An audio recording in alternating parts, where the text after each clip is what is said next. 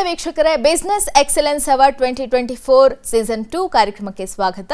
ನಾನು ಲೀನಾಶ್ರೀ. ನಿಮಗೆ ಈ ಕಾರ್ಯಕ್ರಮದಲ್ಲಿ ಒಬ್ಬ ವಿಶೇಷ ಅತಿಥಿಯನ್ನ ನಾನು ಪರಿಚಯ ಮಾಡ್ಕೊತೀನಿ. ಇವರು ಕರ್ನಾಟಕದ ಕುಂದಾಪುರದ ವಕ್ವಾಡಿಯ ಪ್ರವೀಣ್ ಶೆಟ್ಟಿ ಅವರು. ಅವರ ಹೆಸರು ಆಲ್ಮೋಸ್ಟ್ ನಿಮ್ಮೆಲ್ಲರಿಗೂ ಕೂಡ ಗೊತ್ತಿರುತ್ತೆ. ತಾಯ್ನಾಡಿನಲ್ಲಿ ಸಾಕಷ್ಟು ಜನರಿಗೆ ಉದ್ಯೋಗವನ್ನು ಕೊಟ್ಟು ಅದು ಕೂಡ ವಿದೇಶದಲ್ಲಿ ತಮ್ಮದೇ ಆದಂತಹ ಒಂದು ಸ್ವಂತ ಉದ್ಯಮವನ್ನು ಸ್ಥಾಪಿಸಿ ಅಲ್ಲಿರುವಂತಹ ಸಾಕಷ್ಟು ಜನರಿಗೆ ಉದ್ಯೋಗವನ್ನು ಕೊಟ್ಟಿದ್ದಾರೆ. ಕುಂದಾಪುರದ ವಕ್ವಾಡಿಯ ಪ್ರವೀಣ್ ಶೆಟ್ಟಿ ಅವರನ್ನ ನಮ್ಮ ಕಾರ್ಯಕ್ರಮಕ್ಕೆ ಆತ್ಮೀಯವಾಗಿ ಸ್ವಾಗತ ಕೋರೋಣ. ಸರ್, ಕಾರ್ಯಕ್ರಮಕ್ಕೆ ಆತ್ಮೀಯ ಸ್ವಾಗತ. ಈಗಾಗಲೇ ಫಾರ್ಚೂನ್ ಗ್ರೂಪ್ಸ್ ಆಫ್ ಹೋಟೆಲ್ ಹಾಗೆ ಪ್ರವೀಣ್ ಶೆಟ್ಟಿ ಎಂಟರ್ಪ್ರೈಸಸ್ನ ಚೇರ್ಮನ್ ಆಗಿ ಸಾಕಷ್ಟು ಸಾಧನೆಯನ್ನು ಮಾಡಿದಿರಿ. ಕನ್ನಡಿಗರಿಗೆ ನಿಮ್ಮ ಹೆಸರು ಕೂಡ ಚಿರಪರಿಚಿತ.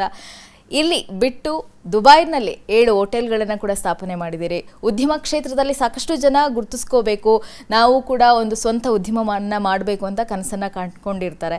ಸೊ ಅಂಥವ್ರಿಗೆ ಏನು ಹೇಳ್ತೀರಿ? ಜೊತೆಗೆ ನಿಮ್ಮ ಈ ಉದ್ಯಮ ಕ್ಷೇತ್ರ ಇಷ್ಟೊಂದು ದೊಡ್ಡ ಮಟ್ಟದಲ್ಲಿ ಬೆಳೆಯೋದಕ್ಕೆ ಏನು ಕಾರಣ ಆಗಿದೆ ಸರ್? ಉದ್ಯೋಗ, ನಾನೊಂದು ಬಿಸ್ನೆಸ್ ನಾನಾಗಿ ಸ್ವಂತ ಉದ್ಯಮ ಮಾಡಿದೆ ಅಂತ ನಾನು ಎಣಿಸ್ಕೊಂಡಿರಲಿಲ್ಲ. ನಾನೊಬ್ಬ ಸರ್ಕಾರಿ ನೌಕರನ ಮಗ, ಹಾಗೆ ನಾನೊಂದು BSc ಪದವೀಧರಾಗಿದ್ದೆ.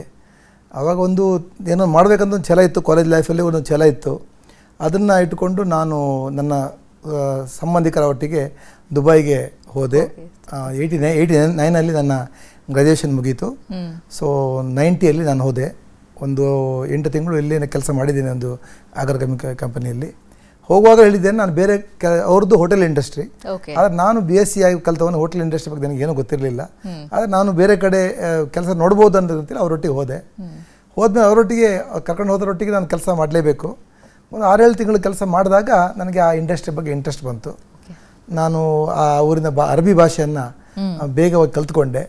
ಅದೊಂದು ಒಳ್ಳೆ ಬೆನಿಫಿಟ್ ಆಯಿತು. ಹಾಗೆ ನಾನು 90ರಿಂದ ಹೆಚ್ಚುಕಮ್ಮಿ 94 ತನಕ ಅವರ ಹೋಟೆಲಲ್ಲಿ ಒಂದು ಉದ್ಯೋಗನಾಗಿ ಅದು ಸೂಪರ್ವೈಸರ್ ಕೆಲಸ 1200 ದಿರಮ್ಸ್, 1200 25,000 ರೂಪಾಯಿ ಆಗುತ್ತೆ.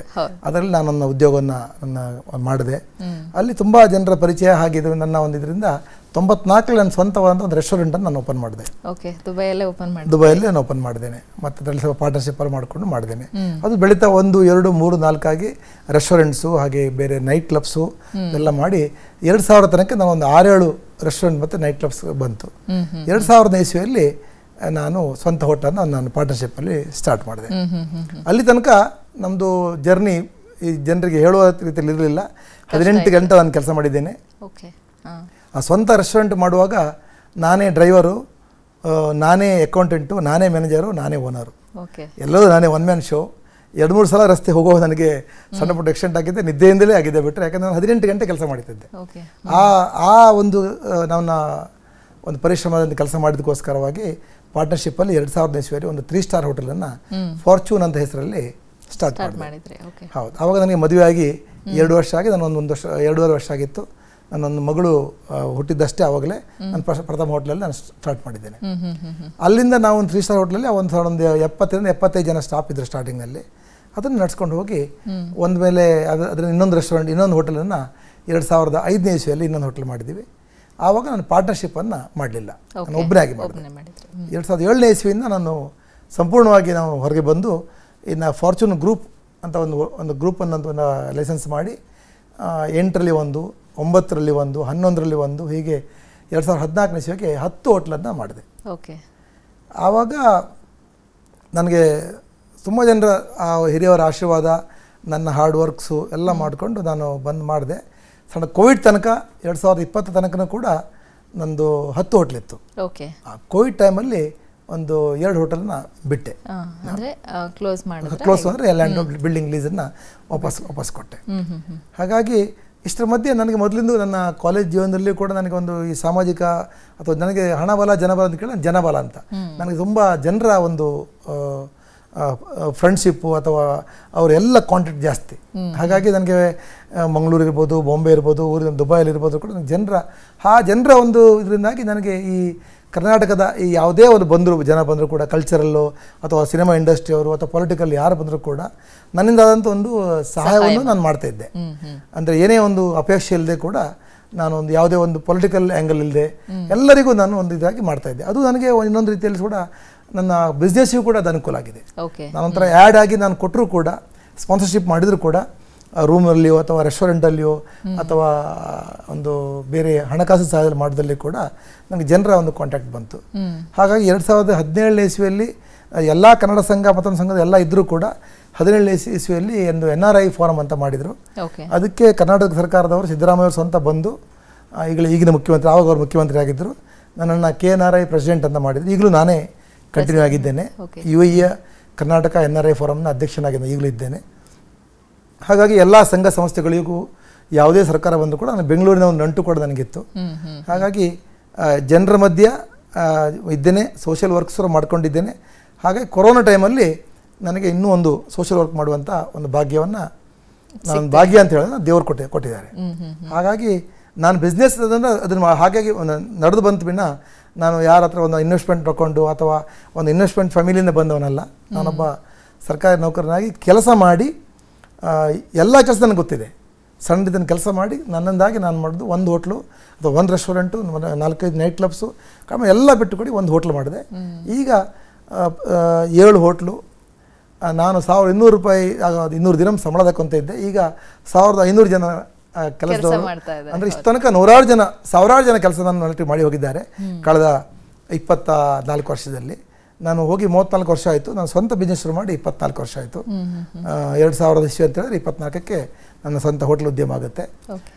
ಅದರಲ್ಲಿ ಕೂಡ 100 ಜನ ಕನ್ನಡಿಗರಿಗೆ, ಈಗಲೂ 1500 ಜನರಲ್ಲಿ ಒಂದು 700 ಜನ ಕನ್ನಡಿಗರಿರ್ಬೋದು.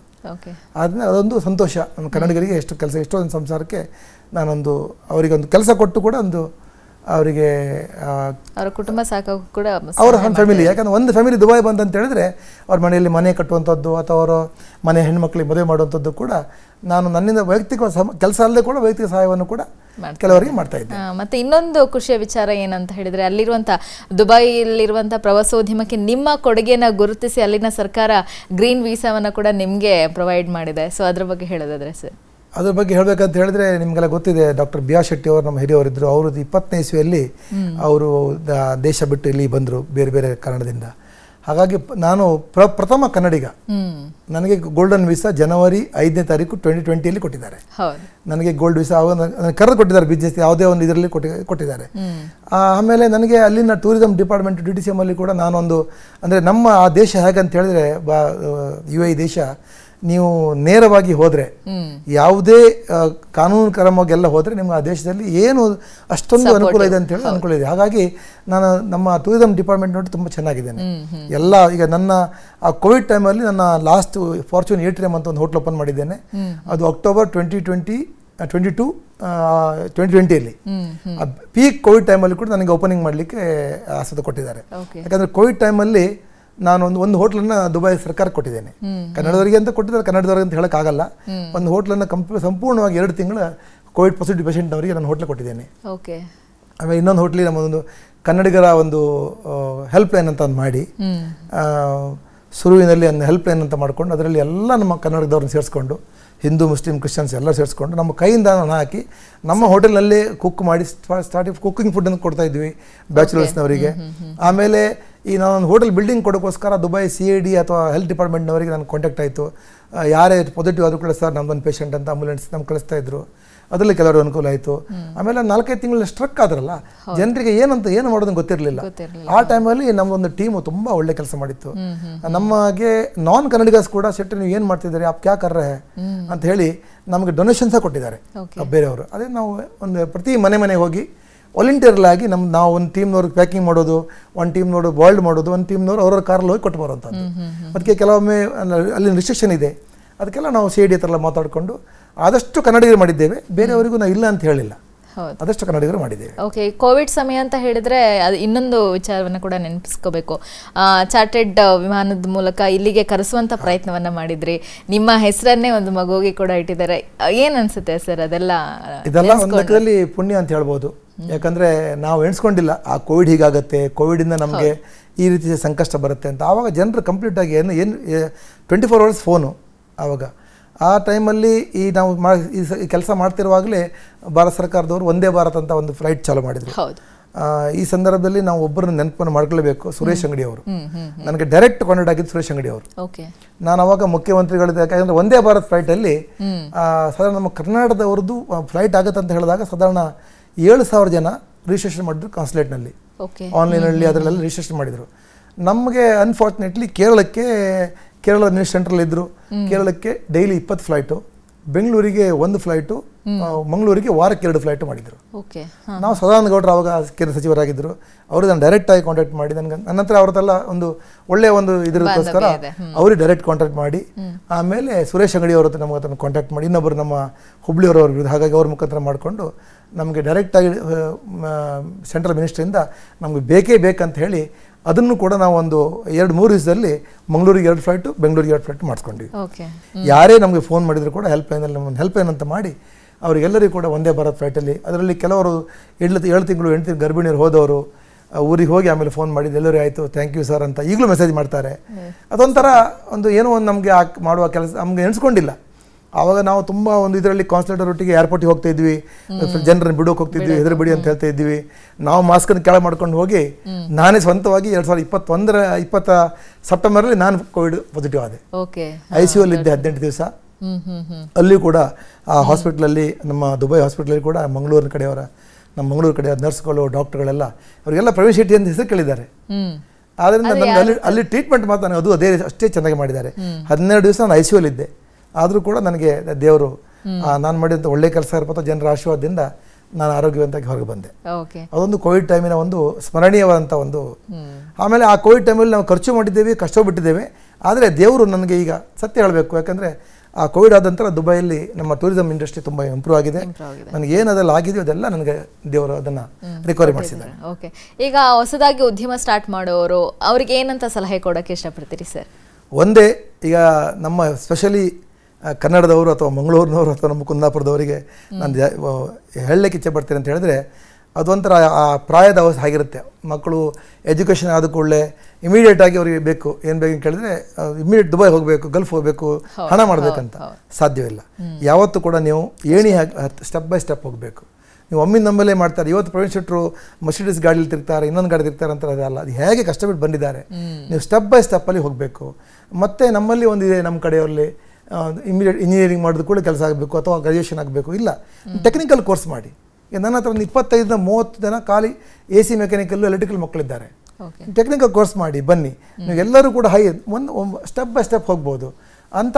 ಈ ಇಮಿಡಿಯೇಟಾಗಿ ನಾವು ಗಲ್ಫಿಗೆ ಹೋಗಬೇಕು, ಹಣ ಮಾಡಬೇಕಂತ ಹೇಳಿದ್ರೆ ಅದು ಸಾಧ್ಯ ಇಲ್ಲ. ನೀವು ಸ್ಟೆಪ್ ಬೈ ಸ್ಟೆಪ್ ಹೋಗಬೇಕು. ಆಮೇಲೆ ಎಲ್ಲಿ ಹೋದರೂ ಕೂಡ ತಮ್ಮ ಹಿಂದಿನ ಅದನ್ನು ಮರಿಬೇಡಿ. ಮನೆಯವರು, ಆತ್ಮೀಯರು, ತಮಗೆ ಬಾಲ್ಯದಲ್ಲಿ ಸಹಾಯ ಮಾಡೋದಂಥವ್ರು, ಹಾಗೆ ನಾವು ಎಲ್ಲಿಂದ ಬಂದೀವಿ ಅಂತ ಮರೀದೆ ಹೋದರೆ, ಎಷ್ಟೇ ನೀವು ಹಣ ಆದರೂ ಅಥವಾ ಎಷ್ಟು ಜನರು ಕಾಂಟ್ಯಾಕ್ಟ್ ಆದರೂ ಕೂಡ ತಮ್ಮ ಹಿಂದಿನನ್ನು ಮರಿಬಾರ್ದು, ತಮ್ಮ ಬೇರನ್ನು ನಾವು ಎಲ್ಲಿಂದ ಬಂದಂತ ನಾವು ಮರಿಬಾರ್ದು ಅಂತೇಳಿ ನಮ್ಮ ಕನ್ನಡಿಗರಿಗೆ ನಾನೊಂದು ಸೂಚನೆ ಕೊಡ. ಅದರಲ್ಲಿ ಅವಳು ಕೇರಳದವರಿಗೆ ಅವ್ರು ಯಾವ ಕೆಲಸಕ್ಕೂ ರೆಡಿ ಇರ್ತಾರೆ. ನಮ್ಮ ದುಬೈಯಲ್ಲಿ ಹೈಯೆಸ್ಟ್ ಇರುವಂಥದ್ದು ಕೇರಳದ. ಯಾಕೆ ಕಾರಣ ಅಂತ ಹೇಳಿದ್ರೆ ಅವರು ಎಲ್ಲ ಕೆಲಸಕ್ಕೂ ರೆಡಿ ಇರ್ತಾರೆ. ಕನ್ನಡದವರಿಗೆ ನಾನು ಅದೇ ಕಿವಿ ಮಾತು ಹೇಳ್ತಾ ಇದ್ದೇನೆ, ಬನ್ನಿ ನೀವು ಸ್ಟೆಪ್ ಬೈ ಸ್ಟೆಪ್ ಆಗಿ ಮೇಲಕ್ಕೆ ಹೋಗಿ, ಒಮ್ಮೆ ಮೇಲಕ್ಕೆ ಹೋಗಬೇಡಿ. ಈಗ ನಮಗೆಲ್ಲರಿಗೂ ಅವಕಾಶ ಇದೆ. ಅಲ್ಲಿ ತಾಳ್ಮೆಯಿಂದ ನಾವು ಮಾಡಿದರೆ ತಾಳ್ಮೆ ಮತ್ತು ನಮಗೊಂದು ಇದು ಗೋಲ್ ಬೇಕು. ಗೋಲ್ ಇದ್ದರೆ ನಾವು ಖಂಡಿತವಾಗಿ ಮಾಡ್ಬೋದು. Okay, thank you so much sir. ತಮ್ಮ ಒಂದು ಜೀವನ ಪಯಣವನ್ನು ನಮ್ಮ ಮುಂದೆ ಬಿಚ್ಚಿಟ್ರಿ. ಇನ್ನೇನಾದರೂ ನಿಮ್ಮ ಫ್ಯೂಚರ್ ಪ್ಲಾನ್ಸ್ ಏನಾದಿದ್ರೆ ಎಲ್ಲವೂ ಕೂಡ ಸಕ್ಸಸ್ ಆಗಲಿ ಅಂತ ನಾನು ವಿಶ್ ಮಾಡ್ತೀನಿ. Thank you so much. ಧನ್ಯವಾದಗಳು. ಇದಾಗಿದೆ ಇವತ್ತಿನ ವಿಶೇಷ. ಅನುಕ್ಷಣದ ಸುದ್ದಿಗಳಿಗಾಗಿ ನೋಡ್ತಾ ಇರಿ ವಿಸ್ತಾರ ನ್ಯೂಸ್. ಇದು ನಿಖರ ಜನಪರ. ಅನುಕ್ಷಣದ ಸುದ್ದಿಗಳಿಗಾಗಿ ವಿಸ್ತಾರ ನ್ಯೂಸ್ ಯೂಟ್ಯೂಬ್ ಚಾನೆಲ್ ಸಬ್ಸ್ಕ್ರೈಬ್ ಮಾಡಿ. ಹೊಸ ಸುದ್ದಿಗಳ ನೋಟಿಫಿಕೇಶನ್ಗಾಗಿ ಬೆಲ್ ಐಕಾನ್ ಕ್ಲಿಕ್ ಮಾಡಿ. ಲೇಟೆಸ್ಟ್ ಅಪ್ಡೇಟ್ಸ್ಗಾಗಿ www.vistaranews.com ವೆಬ್ಸೈಟ್ಗೆ ವಿಸಿಟ್ ಮಾಡಿ.